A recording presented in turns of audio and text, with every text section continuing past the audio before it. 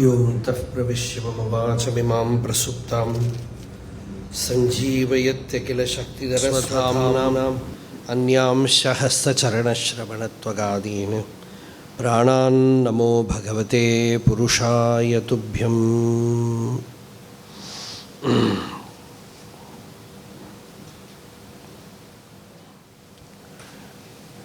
ധ്രുവചരിത്രം വളരെ മധുരമായിട്ട് രാവിലെ പറഞ്ഞ് കേട്ടു.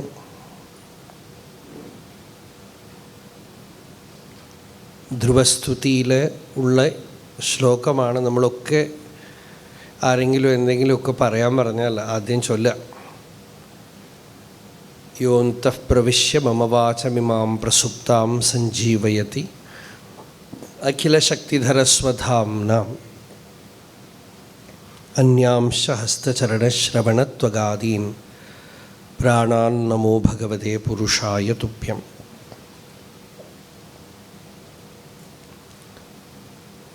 പുരുഷായ തുഭ്യം, പുരുഷായ, ആ പുരുഷന് നമസ്കാരം. ഏത് പുരുഷൻ ഈ പുരത്തിൽ, ഈ ശരീരത്തിൽ ഇരുന്നു കൊണ്ട് ഇന്ദ്രിയങ്ങളെയും മനസ്സിനെയും ഒക്കെ പ്രവർത്തിപ്പിക്കുന്നു, ആ പുരുഷൻ. യസ്യ സന്നിധി മാത്രേണ ദേഹേന്ദ്രിയ മനോധിയഃ വിഷയേഷു സ്വകീയേഷു വർത്തന്തെ പ്രേരിതാ ഇവ. ആ പുരുഷന് നമസ്കാരം. ഇതാണ് പറഞ്ഞത്. ആരെ എൻ്റെ ഉള്ളിൽ പ്രവേശിച്ചെന്ന് വെച്ചാൽ പ്രവേശിച്ചല്ല, അവിടെ തന്നെ ഉണ്ട് എങ്കിലും പറയുന്നു. ആരെൻ്റെ ഉള്ളിൽ പ്രവേശിച്ച് വാചമിമാം പ്രസുപ്താം സഞ്ജീവയതി തദൈവ പ്രതിപാദിതാം ഗിരം. വാക്കിനെ ഉണർത്തി എന്ന് വെച്ചാൽ വാക്ക് നമ്മളുടെ ഒക്കെ ഉള്ളിലുണ്ട്. വേദത്തിലൊരു മന്ത്രമുണ്ട്. ആ മന്ത്രം പറയണത് വാക്ക് അത്തിയിലും മാവിലും പ്ലാവിലും ഒക്കെ വാക്കുറങ്ങിക്കിടക്കുന്നു എന്നാണ്. ആ വാക്കിനെയാണ് ആ മരം എന്തെങ്കിലുമൊക്കെ എടുത്തിട്ട് ഒരു വീണയാക്കുമ്പോൾ യാ വീണ യാ അവിടെ വരുന്നു. അപ്പോൾ വാക്ക്, ശബ്ദം പ്രകൃതിയിൽ മുഴുവൻ നിറഞ്ഞു നിൽക്കുന്നുണ്ട്, പ്രപഞ്ചത്തിൽ മുഴുവനുണ്ട് ശബ്ദം. ആ ശബ്ദം നമ്മളിലെ വൈഖരി ശബ്ദമാണ് ഇപ്പോൾ പുറത്ത് പറയണത്. ഇതിനു പുറകിൽ മധ്യമ, പശ്യന്തി, പര എന്നൊക്കെ പാദങ്ങളെ പറയുന്നു. ചത്വാരി വാക് പരിമിതാ പദാനി താനി വിദുർബ്രാഹ്മണാ യേ മനീഷിനഃ. വാക്കിന് 4 പാദങ്ങളുണ്ട്. അതിൽ തുരീയം വാചോ മനുഷ്യാവദന്തി. ഈ വൈഖരി വാക്ക് മാത്രമാണ് നമ്മൾ പുറത്തുച്ചരിക്കുന്നത്. ബാക്കിയുള്ള വാക്കുകളൊക്കെ ഉള്ളിൽ അടങ്ങിക്കിടക്കണോ അത്രയും. അതൊക്കെ ഋഷികളിലാണ് ഉണരുന്നത്. അതാണ് താനി വിദുർബ്രാഹ്മണാ യേ മനീഷിനഃ എന്ന് പേര്. അത് ഉണർത്തിവിടുകയാണ് ബ്രാഹ്മണനിൽ. അത് ഉണരുന്നു, ആ ശബ്ദം, ആ പരാവാക്ക്. അതാണ് ഭഗവാൻ ശംഖസ്പർശം കൊണ്ട് ധ്രുവനിൽ ഉണർത്തിവിട്ടത്. വാക്കിനെ ഉണർത്തിവിട്ടു. വാഗ്വിതാം വരം എന്നാണ് വാൽമീകി രാമായണ ആരംഭ ശ്ലോകം. വാക്കിൻ്റെ രഹസ്യം അറിഞ്ഞവൻ നാരദൻ. വാക്കിൻ്റെ രഹസ്യം, ശബ്ദത്തിൻ്റെ രഹസ്യം അറിഞ്ഞു. ശബ്ദത്തിൻ്റെ 4ാമത്തെ പാദം, തുരീയ പാദം അറിഞ്ഞവൻ.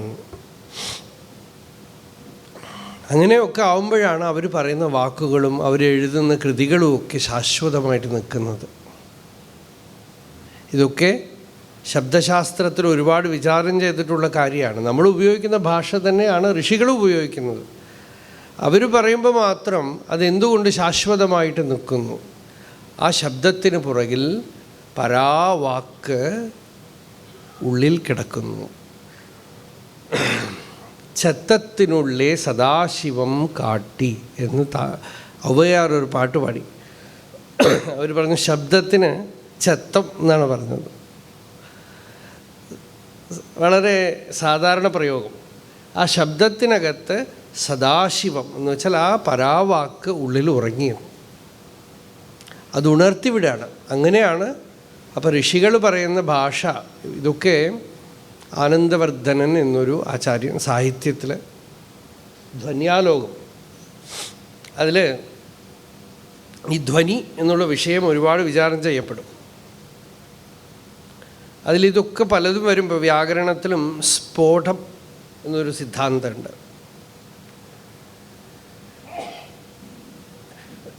സാധാരണ ആളുകൾ ഉപയോഗിക്കുന്ന കാര്യങ്ങൾ തന്നെ ക്രാന്തദർശികൾ ഉപയോഗിക്കുമ്പോൾ അലൗകികമായ ഒരു സൗന്ദര്യം അതിനകത്ത് വന്നിരിക്കുന്നു.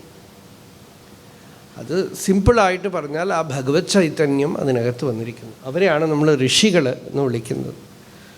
ഋഷി വാക്കിൻ്റെ മർമ്മം, നാദത്തിൻ്റെ പൂർണ്ണമായ ദർശനമുണ്ടായ ആളാണ്. അതുകൊണ്ടാണ് പരീക്ഷത്തിനും പറയുമ്പോൾ പറഞ്ഞത് എന്താ, ഭേജേ ഖഗേന്ദ്രധ്വജ പാദമൂലം. എന്താ ശ്ലോകം? ജ്ഞാനേന വൈയാസകി ശബ്ദിതേന.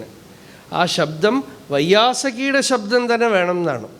ജ്ഞാനേന വൈയാസകി ശബ്ദിതേന ഭേജേ ഖഗേന്ദ്രധ്വജ പാദമൂലം. അപ്പോൾ അങ്ങനെ ധ്രുവൻ്റെ അകത്ത് ഭഗവാൻ ആ സത്യത്തിനെ ഉണർത്തിവിട്ടു, ആത്മാനുഭവത്തിനെ ഉണർത്തിവിട്ടു, ആത്മജ്ഞാനത്തിനെ ഉണർത്തിവിട്ടു. അത് ശബ്ദത്തിൻ്റെ മൂലമാണ്, പ്രാണൻ്റെ മൂലമാണ്, വാക്കിൻ്റെ മൂലമാണ്. നാദ ബിന്ദു കല.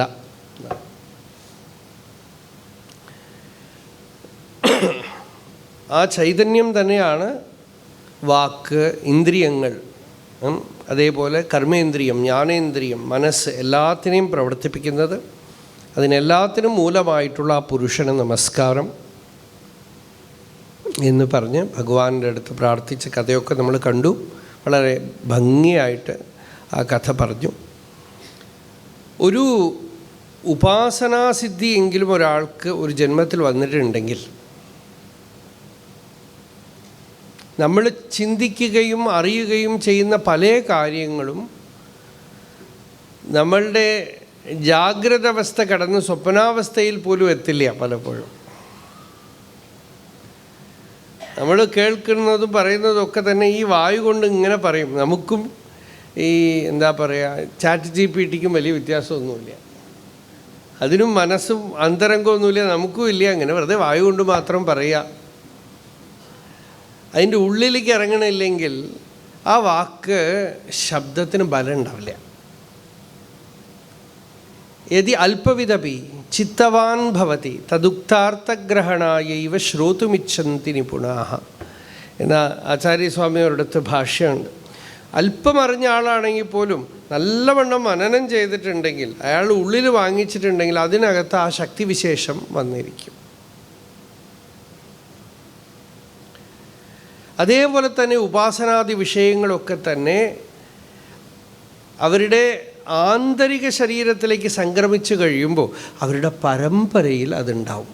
ജാഗ്രത്തിൽ എന്ന് വെച്ചാൽ ഇവിടെ തന്നെ ശരീരത്തോടു കൂടെ പോകും. ജാഗ്രത്തിൽ നേടുന്നതൊക്കെ, സ്വപ്നമണ്ഡലത്തിൽ നേടുന്നതൊക്കെ ഉത്കർഷാത് ഉഭയത്വാദ്വാ ഉത്കർഷതി ഹവൈജ്ഞാനസന്തതിം സമാനശ്ച ഭവതി എന്ന് ഉപനിഷത്ത് പറയുന്നു.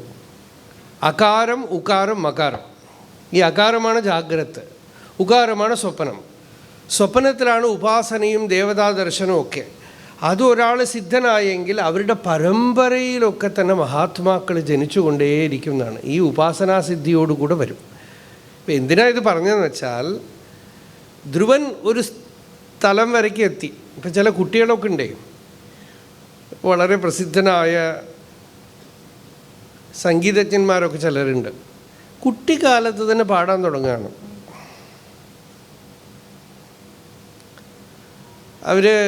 അവർക്ക് തന്നെ അറിയില്ല ആ വിദ്യ അവരിൽ എങ്ങനെ വന്നു എന്ന്. ആരോ പാടാൻ അങ്ങോട്ട് ഇവർ പാടിത്തുടങ്ങും. അമ്മയും അച്ഛനും ഈ പരമ്പരയായിട്ടുള്ളതൊക്കെ വരും. ചിലതൊക്കെ ജനറ്റിക്കാണ്, ചിലത് പൂർവ്വജന്മത്തിൽ നിന്ന് കൊണ്ടുവരികയാണ്. ചിലത് അച്ഛനും അമ്മയ്ക്കും ഒന്നും ഉണ്ടാവില്ല. ചിലപ്പോൾ പരമ്പരയിൽ ആരും ഉണ്ടാവില്ല, അവരുടെ ഉള്ളിൽ അങ്ങനെ പൂത്തു വരും. അത് പൂർവ്വജന്മസിദ്ധമാണ്. ഇപ്പോൾ ധ്രുവൻ്റെ ചരിത്രത്തിൽ നോക്കുമ്പോൾ ധ്രുവൻ ഒരു മകനുണ്ടായിരുന്നു. ചെറുതായിട്ട് പറഞ്ഞു പോവുകയാണ് ഭാഗവത്തിൽ ആ കഥ. പക്ഷേ ഇപ്പം ജഡഭരതൻ്റെ കഥയൊക്കെ പറഞ്ഞില്ലേ, അതുപോലെ ഒരു ജീവൻ മുക്തൻ. ധ്രുവന് ഉത്കലൻ എന്നൊരു പുത്രൻ. ധ്രുവൻ തപസ്സിന് പോയാൽ പുത്രനെ രാജാവാക്കണമല്ലോ, പക്ഷേ രാജാവാക്കാൻ പറ്റില്ല. തനി തങ്കം കൊണ്ട് ആഭരണം ഉണ്ടാക്കാൻ പറ്റില്ല. അതിലിത്തിരി ചെമ്പും ഇതൊക്കെ ഉണ്ടെങ്കിലേ പറ്റുള്ളൂ. അപ്പോൾ ജന്മനാ ഉപശാന്താത്മ, അത് തന്നെ ഫസ്റ്റ് ക്വാളിഫിക്കേഷൻ ശരിയാവില്ല. രാജാവ് വളരെ ശാന്തനാണ്. ആരെങ്കിലും അങ്ങനൊരു രാജാവ് പറഞ്ഞാൽ കേൾക്കുമോ? ആരെന്ത് പറഞ്ഞാലും വേണ്ടില്ല. അങ്ങനെയൊക്കെ ഉണ്ടായിരുന്നു നമ്മുടെ അവിടെയൊക്കെ ചില രാജാക്കന്മാർ. രാജാവിന് രാവിലെ ആയ എന്താ ഗോതമ്പ് റവ ഉപ്പുമാവ്. വളരെ ശാന്തമാണ്. ഇപ്പോൾ ഈ ശരിക്കും നമ്മുടെ ഒരു രാജവംശത്തിലെ ചരിത്രം ബ്രിട്ടീഷ് ഗവൺമെൻറ്റിന് കണക്ക് കൊടുക്കും. അപ്പോൾ സൈന്യത്തിന് ആഹാരം കൊടുത്തതിൻ്റെ കണക്കൊക്കെ കൊടുക്കും. അവരുടെ ചോട്ടിലായിരുന്നല്ലോ. എന്താ കൊടുത്തറിയോ? ഈ പടയാളികൾക്ക് യുദ്ധത്തിന് പോകുമ്പോൾ ഭക്ഷണം കഴിക്കാൻ പൊരി വാങ്ങിച്ചതിൻ്റെ കണക്ക്. അവർ പാവം ആ കുന്തമൊക്കെ പിടിക്കുന്നത് വീഴാതിരിക്കാനാണേ, അല്ലാതെ അത് വിട്ട വീണു പോവും. അതാണ്. അപ്പോൾ അത് വേറെ വിഷയം, നമുക്കറിയാം. പക്ഷേ ഈ ഉത്കലൻ ജീവൻ മുക്തനായിരുന്നു, ജ്ഞാനിയായിരുന്നു. ജന്മനാ ഉപശാന്താത്മാ നിസ്സംഗ സമദർശ. ഇതൊക്കെ ഭാഗവതം വായിക്കുമ്പോൾ ഇടയ്ക്കിടയ്ക്ക് ഓരോ മഹാപുരുഷ ദർശനം ഉണ്ടാവും നമുക്ക്. അതൊക്കെ ഇടയിൽ കാണുകയാണ്, നമ്മൾ ദർശിക്കുകയാണ് ഒരു ജീവൻ മുക്തനെ. നിസ്സംഗ സമദർശന, നിസ്സംഗനാണ്, സമദർശിയാണ്. ദദർശലോകേ വിതതം ആത്മാനം ലോകമാത്മനി. ലോകത്തിനെ ആത്മാവിലും ആത്മാവിനെ ലോകത്തിൽ സർവത്ര എല്ലാ നാമരൂപങ്ങളിലും ആത്മദർശനം ചെയ്തു. എല്ലാത്തിനെയും ആത്മസ്വരൂപമായിട്ട് കണ്ടു. തന്നെയോ തൻ്റെ ഉള്ളിൽ ഈ ഞാൻ ആരാണ് എന്ന് അന്വേഷിച്ചു നോക്കുമ്പോൾ ആത്മാനം ബ്രഹ്മനിർവാണം, പ്രത്യസ്തമിത വിഗ്രഹം. അദ്ഭുതമായ സമാധി ഭാഷ. ഇതൊന്നും നിങ്ങൾ വ്യാഖ്യാനിച്ചൊന്നും മനസ്സിലാക്കാനൊക്കില്ല. അത് ഉള്ളിൽ അന്വേഷിച്ച് നോക്കുമ്പോൾ, ഇങ്ങനെ നോക്കുമ്പോൾ ശരീരമുണ്ട് അല്ലേ? ഉറങ്ങിയ ശരീരമില്ല അല്ലേ? നിങ്ങൾ കോൺഷ്യസ് ആയിട്ട് ഉറങ്ങിയാൽ എങ്ങനെ ഉണ്ടാവും? ശരീരമില്ല, എന്നെയും കാണാനില്ല, ഉള്ളിൽ അഖണ്ഡ സച്ചിദാനന്ദമായ വസ്തു ഇരിക്കണം. അതാണോ പറയണത്? ഉള്ളിൽ തന്നെ ലോകം മുഴുവൻ ആത്മസ്വരൂപമായി കണ്ടു. തന്നെയും നിർവാണം, നിർവാപിതം എന്ന് വെച്ചാൽ ഒരു വിളക്ക് തിരിയൊക്കെ കത്തിച്ച് സ്വയം കത്തിപ്പോയി എണ്ണയും വറ്റിപ്പോണ പോലെ ഈ ജീവഭാവം ഇല്ല. പ്രത്യസ്തമിത വിഗ്രഹം. വിഗ്രഹം എന്ന് വെച്ചാൽ ശരീരമില്ല. അഖണ്ഡമായ ആകാശം പോലെ പൂർണ്ണമായ വസ്തുവാണ് താൻ. അവബോധ രസൈകാത്മ്യം ആനന്ദമനുസന്തതം അവ്യവച്ഛിന്ന യോഗാഗ്നി ദഗ്ധ കർമ്മമലാശയ. യോഗാഗ്നി കൊണ്ട് ദഗ്ധ കർമ്മമലാശയ. കർമ്മം, സഞ്ചിതം, ആഗാമി, പ്രാരബ്ധം എന്നുള്ളതൊക്കെ ദഹിച്ചു പോയി. സ്വരൂപമവരുന്ധാന. നിത്യനിരന്തരം സ്വരൂപാനുഭവത്തിലിരുന്നു കൊണ്ട് ആത്മാവിൽ നിന്ന് അന്യമായിട്ടൊന്നും കണ്ടില്ല എന്നാണ്. അങ്ങനെ ഇരിക്കുന്ന രാജാവിനെ എന്താ ഇപ്പോൾ കുഴപ്പമൊന്നുമില്ല. രാജാവ് എവിടെ? അത് ആ പെട്ടിക്കടയുടെ മുമ്പിൽ കിടക്കേണ്ടതും. ആരാ? ചക്രവർത്തി. രാജാവ് എവിടെയെന്ന് ചോദിച്ചാൽ അതോ ആ മരത്തിന് ചിലപ്പോൾ കാഞ്ചി പരമാചാര്യർ ഒരു കാലത്ത് യാത്ര ചെയ്യുമ്പോൾ ആനയും കുതിരയും ഒട്ടകവും ഇതൊക്കെ അവരുടെ ഒരു രാജചിഹ്നങ്ങളാണ്, മഠാധിപതികളുടെ. അങ്ങനെയൊക്കെ സഞ്ചരിച്ചിട്ടുണ്ട്. നമ്മുടെ കേരളത്തിൽ സഞ്ജയനുണ്ടല്ലോ, വിമർശനം. സഞ്ജയൻ കാഞ്ചി പരമാചാര്യരെ കളിയാക്കിയിട്ട് ഒരു ആർട്ടിക്കിൾ എഴുതിയിട്ടുണ്ട്. ഒരു ആർട്ടിക്കിളിൽ വിമർശിക്കുന്നുണ്ട്. അതായത് സഞ്ജയൻ പറയാതെ പറയുകയാണ്, സഞ്ജയൻ ഞാനല്ല എന്നാണ്. അതാണ് അതിൻ്റെ. സഞ്ജയൻ ഞാനല്ല, സഞ്ജയൻ തോന്നിയാവാസിയാണ്, പറഞ്ഞാൽ കേൾക്കില്ല, അയാൾക്ക് ആരെയും ഭയമില്ല. വേണ്ടി വന്നാൽ ഈ കാലത്ത് ഒട്ടകവും കുതിരയും ആനയും ഒക്കെ ആയിട്ട് യാത്ര ചെയ്യുന്ന കാഞ്ചി ശങ്കരാചാര്യരെ പോലും പരിഹസിച്ച് കളയും. സഞ്ജയൻ ഞാനല്ല എന്നാണ് പറയണത്, പറയുകയും ചെയ്തു. അങ്ങനെയൊക്കെ യാത്ര ചെയ്ത പെരിയവാൾ എന്നാണല്ലോ വിളിക്കുക. പെരിയവാൾ പിൽക്കാലത്തിൽ ഒരു ദിവസം അങ്ങോട്ട് കാഞ്ചിയിൽ നടന്നു. എത്ര വയസ്സറിയോ? 85 വയസ്സിൽ നടക്കാൻ തുടങ്ങി. നടന്നത് മഹാരാഷ്ട്ര വരയ്ക്കും. കൂടെ പോണവർക്ക് അറിയില്ല എവിടെയാ പോകണമെന്ന് അറിയില്ല. ഈ ആനയും കുതിരയും രാജപരിവാരങ്ങളൊക്കെ ആയിട്ട് പോയ ആൾ 4-5 പേര് കൂടെ, അതും സ്വയമേവ കൂടെ പോകുന്നവർ. എവിടുന്നെങ്കിലുമൊക്കെ ആദ്യത്തെ ദിവസം നടന്ന് കൂടെ പോയ ആൾ, ഒരു സ്വാമി എന്നോട് പറഞ്ഞു, എല്ലാ പട്ടപരിവാരമായിട്ട് കണ്ടു, ഇപ്പോൾ വൈകുന്നേരമായി വിശക്കണോ ഒന്നുമില്ല, ഒരു കടയിൽ പോയി നിലക്കടല വാങ്ങിച്ചിട്ട് വെല്ലം പൊടിയാക്കിയിട്ട് എല്ലാവരും കൂടെ കഴിച്ചു അത്രേ. അത് കഴിഞ്ഞൊരു മില്ല്, ആ മില്ലിൽ പോയിട്ട് വേലൂരിൻ്റെ അടുത്ത് ആ മില്ലിൽ പോയിട്ട് പറഞ്ഞു, കാഞ്ചി സ്വാമികൾ ശങ്കരാചാര്യർ വന്നിരിക്കുന്നു, മില്ലൊന്ന് തുറന്നു വിടൂ, രാത്രി താമസിക്കാം. അയാൾ പറഞ്ഞു, ഇതൊന്നും ശങ്കരാചാര്യരല്ല, എനിക്കറിയാം ശങ്കരാചാര്യർ ആന കുതിര ഒട്ടകമൊക്കെ വരും.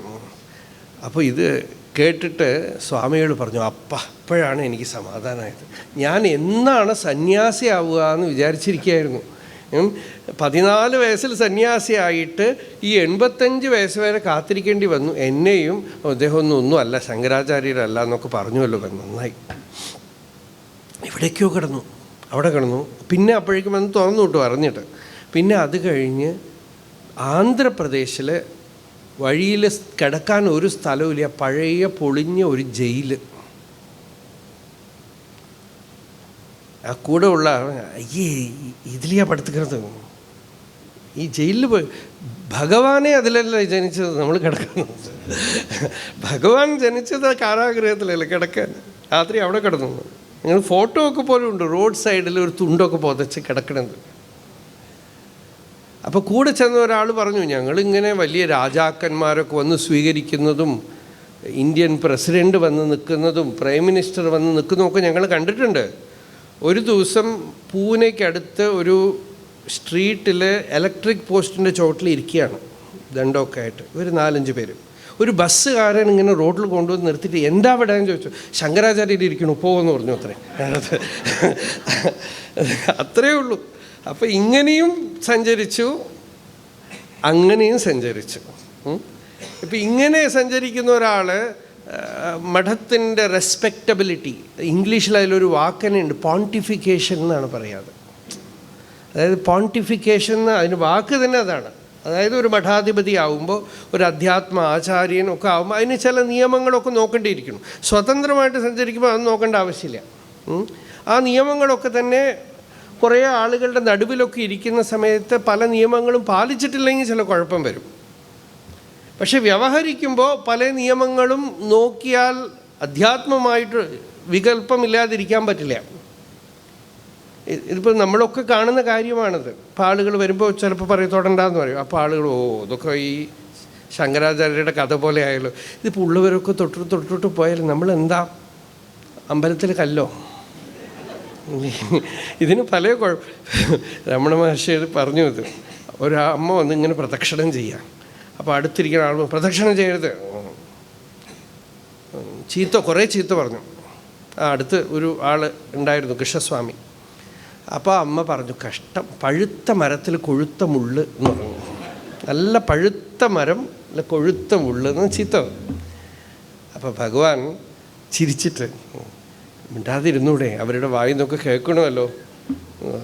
അത് കഴിഞ്ഞിട്ട് ആ അമ്മയുടെ അടുത്ത് പറഞ്ഞു, നീ ഇങ്ങനെ എന്നെ വന്ന് പ്രദക്ഷിണം ചെയ്യണം. ഇവരൊക്കെ വിചാരിക്കും ഇവിടെ വന്നാൽ ഇതാണ് ആചാരം, ഈ സ്വാമിയെ പ്രദക്ഷിണം ചെയ്യണമെന്ന് വിചാരിക്കും. പിന്നെ ഞാൻ ആലമരം പോലെയായിട്ട് തീരും.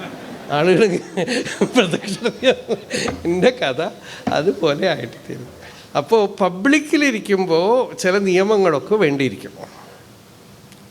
അത് വേണ്ടാന്ന് വെക്കാൻ ഉള്ളുകൊണ്ട് നിസ്സംഗനാണെങ്കിൽ എപ്പോൾ വേണമെങ്കിൽ വേണ്ടാന്ന് വെക്കാം. അതൊക്കെ ഇട്ട് എറിഞ്ഞിട്ട് പോവാണ്. അങ്ങനെയാണ് അവർ പോയത്. ഇപ്പോൾ ഇവിടെ ഇങ്ങനെയുള്ള ആളെ രാജാവാക്കാൻ പറ്റില്ല. ഞാൻ ഇപ്പോൾ കഥ പറയണത് ധ്രുവൻ്റെ മകൻ്റെ കാര്യമാണ്. രാജാവാക്കാൻ പറ്റില്ല. ജഗത്ത് മുഴുവൻ ആത്മസ്വരൂപമായി ദർശിച്ചുകൊണ്ട് ജഡാന്ധ ബധിര ഉന്മത്ത മൂക്കാകൃതി അതന്മതി. ജഡം പോലെ, ചെവി കേൾക്കാത്തവനെ പോലെ, ഉന്മത്തനെ പോലെ, വർത്തമാനം പറയാൻ ശക്തിയില്ലാത്ത ആളെ പോലെ സഞ്ചരിക്കുന്ന ഒരു മെൻ്റലി റിട്ടാർഡഡ് ആണെന്ന് തോന്നും. അദ്ദേഹത്തിനെ എങ്ങനെ രാജാവാക്കും? വിട്ടു ആളുകൾ. ലക്ഷിത പഥി ബാലാനാം. വഴിയിലൊക്കെ പിള്ളേരൊക്കെ ഉണ്ടല്ലോ, പിള്ളേരൊക്കെ കല്ലെടുത്തെറിയുന്ന സ്ഥിതിയിലായിരുന്നു. അങ്ങനെ ആ പരമ്പരയിൽ വത്സരൻ എന്നൊരാളെ രാജാവാക്കി. പിന്നെ ആ പരമ്പരയിൽ പല കഥകൾ വന്നു, നമുക്കൊക്കെ അറിയുന്ന കഥകളാണ്, അതൊന്നും പറയുന്നില്ല അപ്പം അധികം. അങ്കൻ എന്നൊരു രാജാവ്, ആ രാജാവിന് പുത്രൻ ഉണ്ടായില്ല. അദ്ദേഹം യാഗം ചെയ്തു. യാഗം ചെയ്തപ്പോൾ ദേവതകളൊന്നും വന്നില്ല. മഹാവിഷ്ണുവിനെ തന്നെ വെച്ച് യജിച്ചു. അപ്പോൾ നല്ല അല്ലേ, നമ്മളൊക്കെ വിചാരിക്കണത് കുറേ പല സ്ഥലത്തും പോയി പുത്രന് വേണ്ടി പ്രാർത്ഥിച്ച് കിട്ടിയില്ല. അവസാനം ഗുരുവായൂരപ്പൻ്റെ അടുത്ത് പ്രാർത്ഥിച്ചു. ഗുരുവായൂരപ്പൻ്റെ അനുഗ്രഹം കൊണ്ട് പുത്രജന്മം ഉണ്ടായാൽ ആ കുട്ടി അത്ര നല്ല കുട്ടിയായിരിക്കണ്ടേ? അങ്ങനെയല്ല, ഗുരുവായൂരപ്പൻ തരുന്നത് മരുന്നാണ്. നിങ്ങൾക്ക് എന്താണോ കുഴപ്പം അതിനുള്ള മരുന്നാണ്. അത് ചിലപ്പോൾ പായസമാവാം, ചിലപ്പോൾ കടുക്കയാവാം, ചിലപ്പോൾ വേറെ എന്തെങ്കിലും ആവാം, തികട്ടണത് വല്ലതും, ത്രികടു വല്ലതും ആവാം, എന്തെങ്കിലുമൊക്കെ ആവാം. അപ്പോൾ കിട്ടിയത് ഒരു പുത്രനെ കിട്ടി. നാട് മുഴുവൻ ഉപദ്രവം. വേനൻ എന്നു പേര്. അച്ഛന് ദിവസം കംപ്ലൈൻ്റാണ്. അവസാനം അച്ഛൻ വീട്ടിന് മുമ്പ് ഒരു ഹുണ്ടിയെപ്പെട്ടി വെക്കണ പോലെ ഒരു വലിയ പെട്ടി വെച്ചു. എന്താണെന്ന് വെച്ചാൽ ഇയാളെക്കുറിച്ച് എന്തൊക്കെ എഴുതിയിട്ടുണ്ടോ എല്ലാം അവിടെ ഇട്ടിട്ട് പോയിക്കോളാം, ഒന്നും ചെയ്യാൻ പറ്റില്ല. അത്രയും ഉപദ്രവം സഹിച്ച് അവസാനം സഹിച്ച് രാജാവിന് വൈരാഗ്യം വന്നു. രാജാവ് പറഞ്ഞു, ഒരു കവിത എഴുതി രാജാവ്, ഒരു പുത്രൻ ജനിക്കുകയാണെങ്കിൽ ഇങ്ങനെ ജനിക്കണം, ഈ രാമനെ പോലെ ഒന്നും ജനിക്കാം. കൃതകൃത്യനായി തീർന്നു ഞാൻ.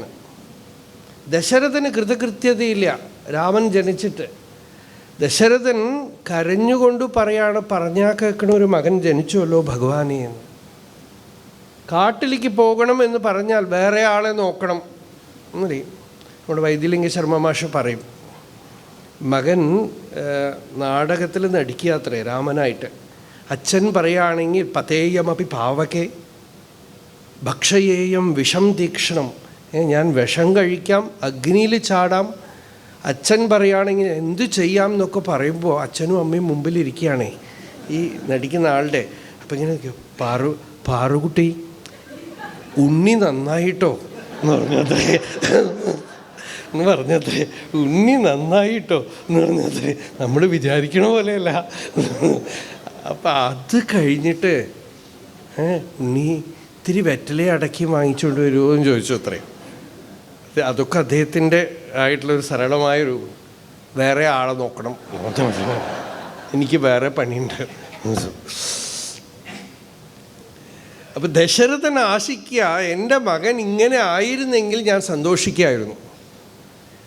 രാമോദ്വിർണാഭിഭാഷത്തെ, കാട്ടിലേക്ക് പോകൂന്ന് പറഞ്ഞാൽ പോയിക്കളയും. അതാണ് കഷ്ടം. വേദനിച്ചു. പക്ഷേ ഇവിടെ ഈ അങ്കൻ പറയാണ്, ഇങ്ങനെ ഒരു പുത്രൻ ജനിച്ചതുകൊണ്ട് ഋഷികളൊക്കെ ആശിക്കുന്നതായ വൈരാഗ്യം എനിക്ക് കിട്ടി. നോക്കൂ എത്ര പോസിറ്റീവാണ് നോക്കൂല്ലേ. ഈ കഥ ഒരു ചമത്കാരമായിട്ട് പറയുകയാണെങ്കിലും പലർക്കും ജീവിതത്തിൽ ദുഃഖമുണ്ടേ. മക്കൾ ഇങ്ങനെ നന്നാവണം, മക്കൾ നന്നായാൽ നമ്മൾക്ക് നല്ലതാണ്. അതിൻ്റെ മറ്റൊരു വശം എന്താണെന്ന് വെച്ചാൽ ഒട്ടിപ്പിടിക്കും, ഒരുപാട്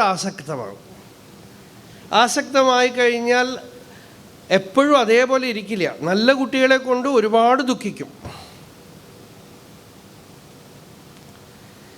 ചീത്ത കുട്ടികളായാലും വേദനയാണ്, വളരെ വിഷമാണ്, പറഞ്ഞാൽ കേൾക്കണില്ല, പല ദൂഷ്യങ്ങളും ഉണ്ട്. അപ്പോൾ അതിന് വേറൊരു വശമുണ്ട്. അധ്യാത്മമായിട്ട് തിരിഞ്ഞു കഴിഞ്ഞാൽ പരമവൈരാഗ്യത്തിന് കാരണമാവും. നിസ്സംഗത, ശാന്തി. കഴിഞ്ഞു, നമുക്ക് അവിടെ ഒന്നും കൊടുക്കാനും വാങ്ങാനും ഇല്ല, കഴിഞ്ഞു, വിരക്തി. അങ്ങനെ ഈ അങ്കൻ എവിടെ പോയി എന്ന് അറിയാതെ മറഞ്ഞുപോയി. രാജ്യം ഒക്കെ ത്യജിച്ച് അങ്കൻ പറയാണ്, കഥപത്യം മൃതം മന്യേ സതപത്യാത് സുജാം പദാത് നിർവിദ്യേത ഗൃഹാൻമർത്യ യത് ക്ലേശനിവഹ ഗൃഹാഹ. ഈ ക്ലേശത്തിൻ്റെ ഇരിപ്പിടമായി ഈ ഗൃഹം ഞാൻ വിട്ടുപോവാൻ ഭഗവാൻ എനിക്കൊരു അനുഗ്രഹം തന്നതാണ് എന്ന് പറഞ്ഞ് അവിടുന്ന് പുറപ്പെട്ടു പോയി. ഈ വേനൻ പിന്നീട് ഉഗ്രപ്രതാപിയായിരുന്നു. ചിലപ്പോൾ ഈ ഉഗ്ര സ്വഭാവമുള്ളവർ വന്നു കഴിഞ്ഞാൽ നാട്ടിൽ കള്ളന്മാരൊന്നും ഉണ്ടാവില്ല. കാരണം അവരുടെ ലീഡറാണ് അവിടെ തലപ്പത്തിരിക്കണതേ. അപ്പോൾ ഈ ചെറിയ അമ്പലത്തിൽ കിണ്ടി കക്കുക ഇങ്ങനത്തെ പരിപാടിയുള്ള ആളുകൾ ഒതുക്കുന്നു അവിടെ സ്ഥലമില്ല. മൊത്തത്തിൽ അമ്പലമേ മുഴുങ്ങുന്ന ആളുകൾ, ദേവനേ മുഴുങ്ങുന്ന ആളുകളാണ് ഇരിക്കുന്നത്. അപ്പോൾ ഈ ചെറിയ ചെറിയ ആളുകൾക്കൊന്നും അവിടെ സ്ഥാനം ഉണ്ടാവില്ല. അതാണ്. അപ്പോൾ അങ്ങനെ ഈ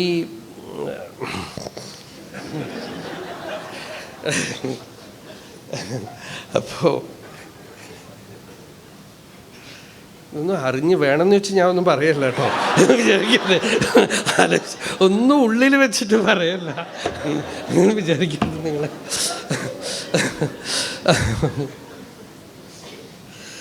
എനിക്ക് ഈ കേരളം പരിചയമില്ല, നമ്മുടെ തമിഴ്നാട്ടിൽ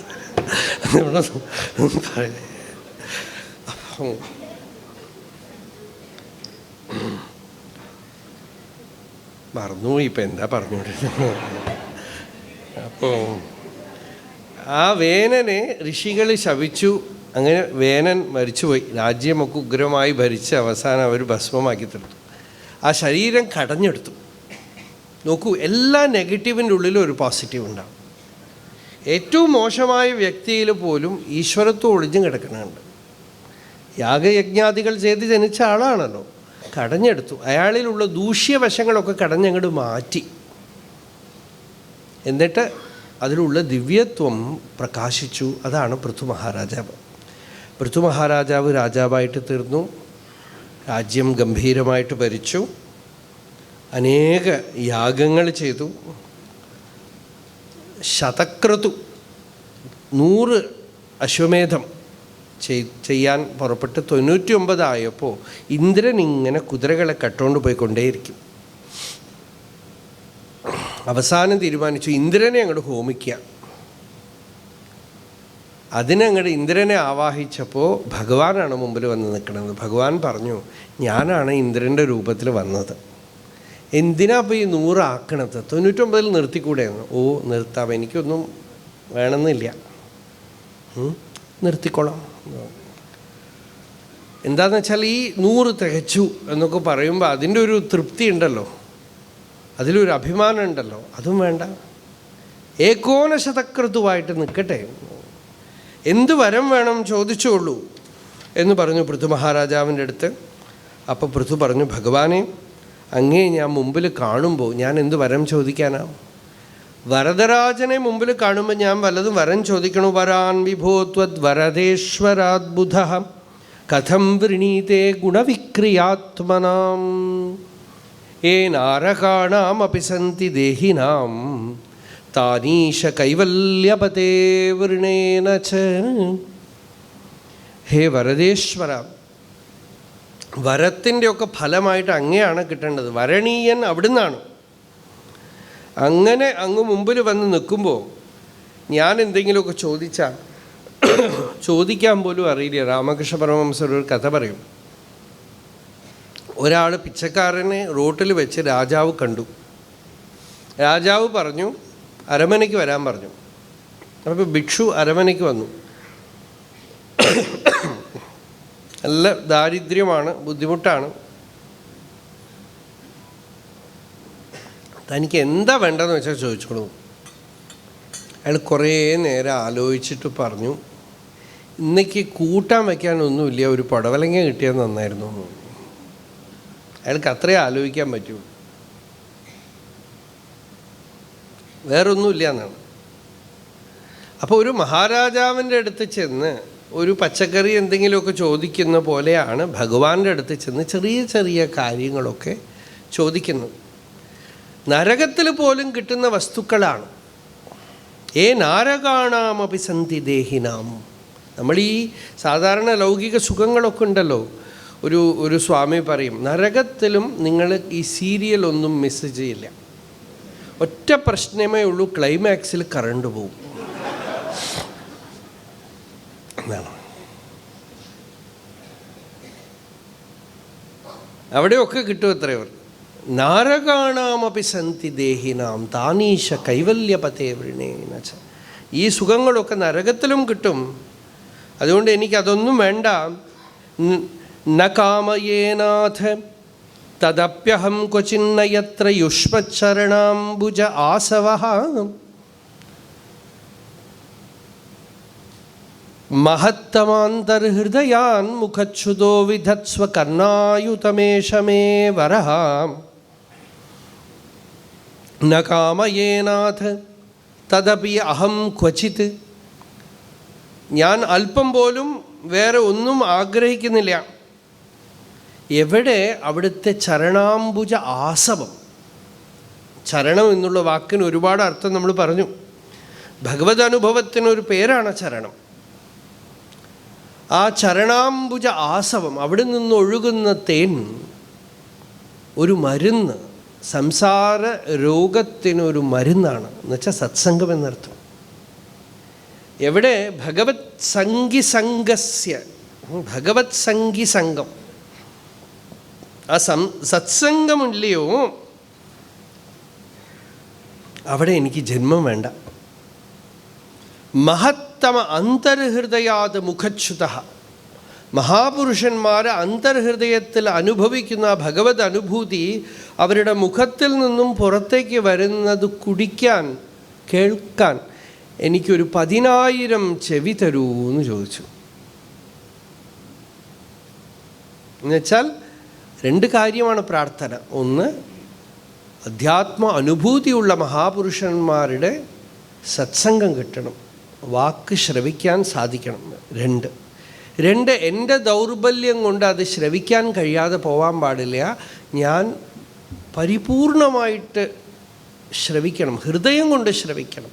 ഹൃത് കർണരസായനാഹ കഥാഹ എന്ന് പറഞ്ഞല്ലോ. ചെവിയിലൂടെ ചെല്ലണത് ഹൃദയത്തിലേക്ക് ചെല്ലണം. എൻ്റെ ഉള്ളിൽ വാസ്തവമായ അനുഭൂതി ഉണ്ടാക്കുന്ന ശ്രവണമായിരിക്കണം. കർണരസായനമായിട്ട് തീരണം. അത് സംസാര രോഗത്തിന് ഒരു നല്ല ഔഷധം, മരുന്നായിട്ട് തീരണം. അങ്ങനെ എനിക്ക് അനുഗ്രഹിക്കൂ ഭഗവാൻ. ഇതാണ് പ്രാർത്ഥന.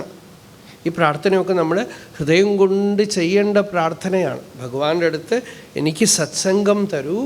സത്സംഗം എങ്ങനെ ഇരിക്കണം, ഞാനെങ്ങനെ ഇരിക്കണം, രണ്ടുമാണ്. സത്സംഗം എനിക്ക് അത്തരത്തിലുള്ള പരമഭാഗവതന്മാരുടെ, മുക്തന്മാരുടെ, വിരക്തന്മാരുടെ, ജ്ഞാനികളുടെ സംഘം കിട്ടണം.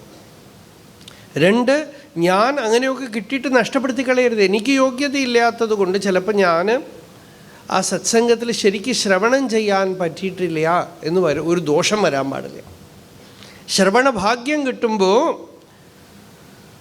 കർണായുതമേഷ എന്ന് വെച്ചാൽ 10,000 ചെവി കൊണ്ട് കേൾക്കുക എന്ന് പറഞ്ഞാൽ എന്താ അർത്ഥം? You have to listen with your whole being എന്ന് പറയും. വിത്ത് യു എവറി സെൽ എന്നൊക്കെ ചൊല്ലുണ്ട്. ഓരോ കോശങ്ങൾ കൊണ്ടും കേൾക്കാമെന്നാണ്. ഇപ്പോൾ തിരുവാചകത്തിൽ മാണിക്യവാചകരുടെ അടുത്ത് പറയുന്നുണ്ട്, ഹൃദയം ഉരുകുക എന്നൊക്കെ പറയുമ്പോൾ ശരീരം മുഴുവൻ കണ്ണായിട്ട് കരയുക എന്നൊക്കെ പറയും. ശരീരം മുഴുവൻ ഹൃദയമായിട്ട് തീരുകയാണെന്നാണ്. അപ്പോൾ അങ്ങനെ ഞാൻ കേൾക്കണം. ആ ഭഗവത് കഥാശ്രവണം അഥവാ അധ്യാത്മവിദ്യയുടെ ശ്രവണം ഉണ്ടാവണം. സവുത്തമശ്ലോകമഹന്മുഖച്യുത ഭവത്പദാംബോജസുധാകണാനിലഃ. അദ്ഭുതമായ ശ്ലോകം. ഉത്തമശ്ലോക മഹന്മുഖച്യുത. ഭഗവത് അനുഭൂതിയുള്ള ജ്ഞാനികൾ, ജീവൻ മുക്തന്മാർ, പരമഭാഗവതന്മാരുടെ മുഖത്തിൽ നിന്നും പുറത്തു വരുന്ന വാക്കുകൾ, അത് ചുറ്റും അവിടെയൊക്കെ കാറ്റുണ്ടാവുമല്ലോ, ആ കാറ്റതിനെ എടുത്തുകൊണ്ട് പോവുകയാണത്രേ. സുധാകണാനിലഃ എന്നാണ്. ആ അമൃത സുധാകണത്തിനെ പേറിക്കൊണ്ടുപോകുന്ന അനിലൻ എന്നുവെച്ചാൽ സത്സംഗത്തിൽ ഇവിടെ ഇരിക്കണം എന്നില്ല അത്രേ. ഈ കേൾക്കുന്നതും ആളുകളുടെ ഉള്ളിൽ വരുന്ന അനുഭവത്തിനെയൊക്കെ സ്പർശിച്ചു കൊണ്ടുപോകുന്ന വായു പുറത്തെവിടെയോ ഇരിക്കുന്ന ആളെ ഒന്ന് സ്പർശിച്ചു കഴിയുമ്പോൾ സ്മൃതിം പുനഃ വിസ്മൃത തത്വവർത്തുമനാം കുയോഗിന കുയോഗിനാംനോ വിതരതി അലം വരൈഹി സ്മൃതിം പുനഃ വിസ്മൃതതത്വവർത്തുമനാം യച്ഛതി. നമ്മൾക്കൊക്കെ കുഴപ്പം എന്താണെന്ന് വെച്ചാൽ വിസ്മൃത തത്വവർത്തുമ, തത്വജ്ഞാനത്തിൻ്റെ മാർഗം മറന്നുപോയിരിക്കുന്നു, തത്വവിചാരം മറന്നുപോയിരിക്കുന്നു. എങ്ങനെയാണ്, എന്താണ് ആത്മവിചാരം, ആത്മവിചാരം എങ്ങനെ ചെയ്യണം, എന്താണ് നമ്മളുടെ സ്വരൂപത്തിനെക്കുറിച്ചുള്ള വിചാരമൊക്കെ മറന്നുപോയി. ഞാൻ ശരീരമാണെന്ന് ധരിച്ചിരിക്കുകയാണ്. അങ്ങനെ ഇരിക്കുന്ന ആളുകളുടെ ഉള്ളിൽ ഇതിത്തിരി ഈ കാറ്റ് സ്പർശിച്ചാൽ തന്നെ അവർക്ക് ആ സ്മൃതി വീണ്ടും ജാഗൃതമാവുന്നതാണ്. കുറച്ച് കാവ്യാത്മകമായി ആർഷമായ ഭാഷയിൽ പറയുകയാണ്. പക്ഷെ കാര്യം എന്താണെന്ന് വെച്ചാൽ ശ്രവണായാപി ബഹുഭിർയോന ലഭ്യ എന്ന് ഉപനിഷത്ത് പറഞ്ഞു. അധികം പേർക്കും ശ്രവണത്തിന് പോലും ഭാഗ്യമില്ലപ്പാ. ശ്രവണത്തിന് ഭാഗ്യം സിദ്ധിച്ചാൽ തന്നെ വസ്തു പ്രകാശിക്കും ഉള്ളിൽ. ഇല്ലെങ്കിലും ഇതൊന്നുണ്ട് എന്നറിയും. ആ ഉള്ളിലങ്ങനെ വസ്തു അങ്ങനെ ഉള്ളിലൊരു സ്മൃതി വരും, ഒരു സ്മൃതി ജാഗൃതമാകും. അത് സ്മൃതി ജാഗൃതമായാൽ തന്നെ ഭാഗ്യം ഉണ്ടായി എന്നർത്ഥം. അപ്പോൾ അത്തരത്തിലുള്ള അനുഗ്രഹം എനിക്ക് ചെയ്യൂ ഭഗവാനെ. യശശിവം സുശ്രവ ആര്യസംഗമേ യദൃച്ഛയാ ചോപശൃണോതി തേ സകൃത് കഥം ഗുണജ്ഞോ വിരമേദ്വിനാ പശും ശ്രീര്യത് പ്രവവ്രേ ഗുണസംഗ്രഹേച്ഛയാം. ഇങ്ങനെ ഭഗവാന്റെ അടുത്ത് പ്രാർത്ഥന ചെയ്തു. വളരെ ഭംഗിയായ ഒരു പ്രാർത്ഥന ചെയ്തു. ആത്മാവിൽ നിന്ന് അന്യമായി ഞാൻ ഒന്നിനെയും വരിക്കുന്നില്ല. അറിവില്ലാത്തവനാണ് ആത്മാവിൽ നിന്ന് അന്യമായ വസ്തുവിനെ വരിക്കുന്നത്. കാരണം ആത്മാവിൽ നിന്ന് അന്യമായ വസ്തുക്കളൊക്കെ തന്നെ നമുക്ക് കിട്ടിയാലും നമ്മൾ വിട്ടുപോകും. നിത്യസിദ്ധമായ വസ്തു ഇത് മാത്രമാണ്. അതുകൊണ്ട് ത്വന്മായയാദ്ധ ജന ഈശ ഖണ്ഡിത. വലിയ വലിയ തത്വവിചാരമാണ്. എന്താണെന്ന് വെച്ചാൽ ഭാഗവതേ വിദ്യാവതാം പരീക്ഷ എന്നാണ്. ഖണ്ഡിത എന്നുവെച്ചാൽ അഖണ്ഡമായ സത്യത്തിനെ ഖണ്ഡിക്കുകയാണ്. എങ്ങനെയാണ് ഖണ്ഡിക്കണമെന്ന് വെച്ചാൽ ഞാൻ നീ എന്ന് പറഞ്ഞിട്ട്. ഇതാണ് ഖണ്ഡനം. മത്പ്രാണനും പരനും, ഞാൻ എന്നും ഈശ്വരൻ എന്നും പിളർന്നളവ് ജ്ഞാനദ്വയങ്ങൾ. ഈ ഖണ്ഡനം ഉണ്ടല്ലോ, ഈ ഖണ്ഡനമാണ് ഇവന് ദുഃഖത്തിന് ഹേതു. ആ ഖണ്ഡിത മനസ്സോട് കൂടിയിട്ടുള്ള ജീവന്മാർ എന്ത് ചെയ്യുന്നു? അന്യതാശാസ്തി, ആത്മനഃ അന്യതാശാസ്തി. ആത്മാവിൽ നിന്ന് അന്യമായി എനിക്ക് അവിടെ പോകണം, അത് കിട്ടണം, ഇവിടെ പോകണം, ഇത് കിട്ടണം, ഇന്നത് കിട്ടിയാലേ ഞാൻ സുഖമാവുള്ളൂ, ഇന്ന സ്ഥലം അനുഭവം കിട്ടിയാലേ ഞാൻ സന്തോഷിക്കുള്ളൂ എന്ന അലയുകയാണ്. ഞാൻ ഭഗവാനെ ഒന്നും പറയണില്ല. യഥാചരേത് ബാലഹിതം പിതാ സ്വയം. കുട്ടി എന്തെങ്കിലുമൊക്കെ ചോദിക്കും, എനിക്കിത് വേണോ അത് വേണം എന്നൊക്കെ പറയും കുട്ടി. അച്ഛൻ ആ കുട്ടിക്ക് ഹിതം എന്താണെന്ന് ചിന്തിച്ച് അതിന് ഹിതമായിട്ടുള്ളത് മാത്രമേ വാങ്ങിച്ചു കൊടുക്കുകയുള്ളൂ. കുട്ടിക്കറിയില്ല ഏതാണ് ഹിതമെന്ന്. അച്ഛൻ തീരുമാനിക്കുകയാണ്, ഇത് നിനക്ക് നല്ലതല്ല, ഇത് വേണ്ട, ഞാൻ ഇന്നത് വാങ്ങിച്ചു തരാം എന്ന് പറഞ്ഞ് ചെയ്യുന്ന പോലെ തഥാത്വമേവ അർഹസിനഃ സമീഹിത്വം. അങ്ങനെ അങ്ങ് തന്നെ ചെയ്യണം. സനഃ പിതേവ സൂനവേഗ്നേ സൂപായനോ ഭവ. വേദം തുടങ്ങുന്നതേ അങ്ങനെയാണ്. അഗ്നിസൂക്തം, അഗ്നി ഭഗവാന്റെ അടുത്ത് ഋഷി പറയുകയാണ്, പിതേവ സൂനവേ അഗ്നേ സൂപായനോ ഭവ. ഒരു അച്ഛൻ കുട്ടിക്ക് അടുത്ത് നല്ലവണ്ണം പോയി കളിക്കാം, എൻ്റെ അച്ഛനാണല്ലോ, എനിക്ക് എന്ത് വേണമെങ്കിൽ ചോദിക്കാം, അങ്ങനെ ഗമ്യനായിട്ട് തീരണം എന്നാണ് പ്രാർത്ഥന. അപ്പോൾ ഇങ്ങനെയാണ് പറഞ്ഞുകൊണ്ടാണ് പൃഥുവിൻ്റെ പ്രാർത്ഥന. ഇത് കഴിഞ്ഞ് ചതുർത്ഥ സ്കന്ധത്തിൽ സനകാദി ഋഷികൾ സത്സംഗം ചോദിച്ചല്ലോ, സത്സംഗം കിട്ടി, ഗംഭീരമായ സത്സംഗം കിട്ടി. ഇതിനു മേലെ ഒരു സത്സംഗമില്ല. സനക സനന്ദനാദികൾ തന്നെ വന്നു, ജ്ഞാനം തന്നെ ഘനീഭവിച്ചുള്ള ജ്ഞാനത്തിൻ്റെ സോഴ്സാണ്. അവർ വന്നു. അവരെ കണ്ട് പൃഥു മഹാരാജാവ് കാല് കഴുകിച്ച് പാദപ്രക്ഷാളനമൊക്കെ ചെയ്തിട്ട് പറഞ്ഞു, ഗൃഹസ്ഥാശ്രമം ധന്യമാണ്, ദാരിദ്ര്യമാണെങ്കിലും ധന്യമാണ്. എങ്ങനെയെന്ന് വെച്ചാൽ അധനാ അപിതേ ധന്യാഹ സാധവോ ഗൃഹമേധിന. പണമൊന്നുമില്ല, ദാരിദ്ര്യമാണ്, പക്ഷേ ധന്യരാണ് ഗൃഹസ്ഥന്മാർ. എങ്ങനെയെന്ന് വെച്ചാൽ യത് ഗൃഹാഹി അർഹവർയാമ്പു തൃണഭൂമീശ്വരാവരാഹ. ആരുടെ വീടുകളിൽ അർഹവർയാമ്പു തൃണഭൂമീശ്വര, അവർ ഭൂമീശ്വരന്മാരാത്രേ. ആ ഭൂമിക്ക് അവർ ഈശ്വരന്മാരാണ്. എങ്ങനെയുള്ള ഭൂമി എന്ന് വെച്ചാൽ ആരുടെ വീട് അർഹവര്യ, അർഹ ശബ്ദത്തിന് ജ്ഞാനി എന്നർത്ഥം. ബുദ്ധമതത്തിലൊക്കെ ബുദ്ധന് അടുത്തപടിയായിട്ട് ആ സ്ഥിതിയിൽ പ്രാപിച്ചവരെയൊക്കെ അവരെ അർഹന്മാർ എന്നാണ് വിളിക്കുക. ബൗദ്ധത്തിൽ ഈ പദമൊക്കെ ഉപയോഗിക്കാറുണ്ട്. നമ്മൾ സാധാരണ ഉപയോഗിക്കാറില്ല അധികം. അർഹതി എന്ന് വെച്ചാൽ പൂജിക്കപ്പെടുന്നു, അഡോറബിൾ എന്നൊക്കെയാണ് അർത്ഥം. അപ്പം അർഹവര്യൻ എന്ന് വെച്ചാൽ ജ്ഞാനികൾ. അവരുടെ കാല് കഴുകി ആ വെള്ളം വീണിട്ട് പുല്ല് കിളിർത്തിരിക്കുക ആ വീട്ടിൽ. അങ്ങനെയുള്ള പുല്ല് കിളിർത്ത വീടുകളിൽ താമസിക്കുന്ന ഗൃഹസ്ഥന്മാർ ധന്യന്മാരാണ്. അർഹവര്യാമ്പു തൃണഭൂമീശ്വരാഹ വരാഹ. അതുകൊണ്ട് വ്യാലാലയദ്രുമാവൈതേ, ചില മരത്തിൽ വലിയ പൊത്തുണ്ടാവും, കൈയിട്ടാൽ കടിക്കും പാമ്പ്. അതുപോലെയാണ് വലിയ ഗംഭീര ഗൃഹം. അരിക്താഖില സമ്പദ, വലിയ ബംഗ്ലാവാണ്, വലിയ ബംഗ്ലാവാണ്. പക്ഷെ സമാധാനത്തോടെ ഉറങ്ങാൻ പറ്റില്ല എന്ന്. ഈ വൈറ്റ് ഹൗസ് ഉണ്ടല്ലോ അമേരിക്കയിൽ, അവിടെ ഉറങ്ങാൻ പറ്റില്ല അത്രേ. അമേരിക്കൻ പ്രസിഡൻ്റായി, പക്ഷെ ശരിക്കും ഉറങ്ങാൻ പറ്റില്ല. ഇപ്പം നോക്കൂ, വെളിവില്ലാതെ എന്തൊക്കെയോ കാണിച്ചുകൊണ്ട് അവിടെ. എന്താണെന്ന് വെച്ചാൽ അതിനകത്ത് പോയി ഇരിക്കണ പലരും പറഞ്ഞ കംപ്ലൈൻറ്റ് എന്താ അറിയോ? ഈ ഇടയ്ക്ക് പോലും ആ കംപ്ലൈൻറ്റൊക്കെ വന്നു എന്നാണ് പറയണത്. അവിടെയായിട്ട് അബ്രഹാം ലിങ്കനെ കാണും, കെന്നഡിയെ കാണും, ഇവരെയൊക്കെ കാണും രാത്രി നടക്കാൻ പോകുമ്പോൾ എന്നാണ്. ഒരുപാട് കൊലയും മരണവും ദുർമരണവും ഒക്കെ നടന്ന സ്ഥലമാണ്. സത്സംഗമൊന്നും ഇല്ലല്ലോ. അപ്പോൾ ഇതൊക്കെ പഴയ രാജാക്കന്മാരുടെ കൊട്ടാരം എന്നൊക്കെ പറയും. അവിടെയൊക്കെ ഇങ്ങനെ എന്തൊക്കെ നടന്നിട്ടുണ്ടാവും. സാധാരണ നമ്മൾ പല ആളുകൾക്കും ഈ പഴയ സാധനങ്ങൾ വാങ്ങിക്കുന്ന ഒരു സ്വഭാവം ഉണ്ടല്ലോ. പഴയ വീട് അല്ലേ, പഴയ ഇല്ലം ഇതൊക്കെ പറഞ്ഞിട്ട് വാങ്ങിക്കണം. അതൊക്കെ അപകടം വിളിച്ചു വരത്തില്ല. വെർജിൻ ലാൻഡ് എന്നാണ് പറയാം. നല്ല ഒന്നും കെട്ടാത്ത സ്ഥലം, അതൊക്കെയാണ് നല്ലത്, നോക്കി വാങ്ങിക്കേണ്ടതാണ്. ഒരുപാട് കാലം, ഒരു 150 വർഷമൊക്കെ ഒരു സ്ഥലത്ത് ഇരുന്ന് കഴിഞ്ഞാൽ പല ദൂഷ്യങ്ങൾ അവിടെ ഉണ്ടാവും. നമ്മൾക്ക് ഇവിടെ 30 വർഷത്തിന് അടുത്തായി കൊച്ചിയിൽ വരാൻ തുടങ്ങിയിട്ട്. ഒരിക്കൽ പറഞ്ഞു, ഒരു വീട്ടിൽ പറഞ്ഞു, മകൻ അമേരിക്കയിൽ നിന്ന് വന്നു. അമേരിക്കയിൽ നിന്ന് വന്നിട്ട് ഈ ജൂത മാർക്കറ്റിൽ പോയിട്ട് ഒരു പഴയ ചിരവ വാങ്ങിച്ചോണ്ട് വന്നു വീട്ടിലേക്ക്. ഒരുപാട് വില കൊടുത്തിട്ട് വാങ്ങിച്ചോണ്ട് വന്നു. അവരെന്തോ പുളുകടിച്ചിട്ട് കൊടുത്തതാണ്. വീട്ടിൽ വന്നപ്പോൾ പാട്ടി പറഞ്ഞു, നമ്മുടെ വീട്ടിൽ പുറത്ത് തൂക്കിയിട്ടതാണത്, ഉപയോഗമില്ല എന്ന് പറഞ്ഞിട്ടതാണ്.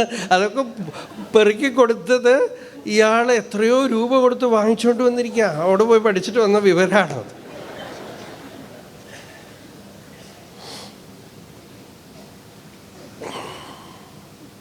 ഇപ്പം ഈ പഴയ സ്ഥലങ്ങൾ, ഗൃഹം എന്നൊക്കെ സത്സംഗം നടക്കും. ധാരാളം സത്സംഗം നടന്നിട്ടുണ്ടെങ്കിൽ, ഭക്തി ചെയ്തിട്ടുണ്ടെങ്കിൽ, ഒരു വീട്ടിലെ ഒരു സ്ഥലത്തെങ്കിലും നമ്മൾ ഭാഗവതം വായിച്ച് സത്സംഗം ചെയ്ത് പൂജ ചെയ്ത് ആരാധന ചെയ്ത് കഴിഞ്ഞിട്ട് ആ വീട് ആർക്ക് കൊടുത്താലും നമ്മൾ അനുഗ്രഹമാണ് ചെയ്യണത്. അവിടെ അടുത്ത് ചെല്ലുമ്പോൾ അവർക്കൊരു സമാധാനമുണ്ട്, ശാന്തിയുണ്ട്, കിടന്ന ഉറക്കം വരും. വീട്ടിലേക്ക് വരുമ്പോൾ ഒരു അമ്പലത്തിലേക്കാണോ വരുന്നതെന്ന് തോന്നണം. അതിനകത്ത് വരുമ്പോൾ അപ്പാ ഒരു തൃപ്തി, സമാധാനം തോന്നും. അല്ലാതെ പാമ്പ് പോത്തിൻ്റെ ഉള്ളിലേക്ക് കൈയിട്ട പോലെ ആവാൻ പാടില്ല. വ്യാളാലയ ദ്രുമാവൈതേ അരിക്താഖില സമ്പദ യദ്ഗൃഹാഹ തീർത്ഥപാദീയ പാദതീർത്ഥ വിവർജിതാഹ എന്ന് പറഞ്ഞ് അങ്ങനെ പിന്നെ സനത് കുമാരാദികൾ വന്ന് സത്സംഗം ചെയ്തു. ഗംഭീര സത്സംഗം. ഈയിടെ നമ്മളതൊക്കെ ഇവിടെ അഭേദാനന്ദ ആശ്രമത്തിൽ വിസ്താരമായിട്ട് പറഞ്ഞിട്ടുണ്ട്. അതൊക്കെ യൂട്യൂബിലൊക്കെ ഉണ്ട്. ഓരോ ശ്ലോകമായിട്ട് എടുത്തൊക്കെ പറഞ്ഞിട്ടുണ്ട്. അങ്ങനെ 4th സ്കന്ധം നമ്മളിപ്പോൾ കുറച്ച് നേരത്തേക്ക് പാരായണം ചെയ്യാം. അത് ഞങ്ങൾക്ക്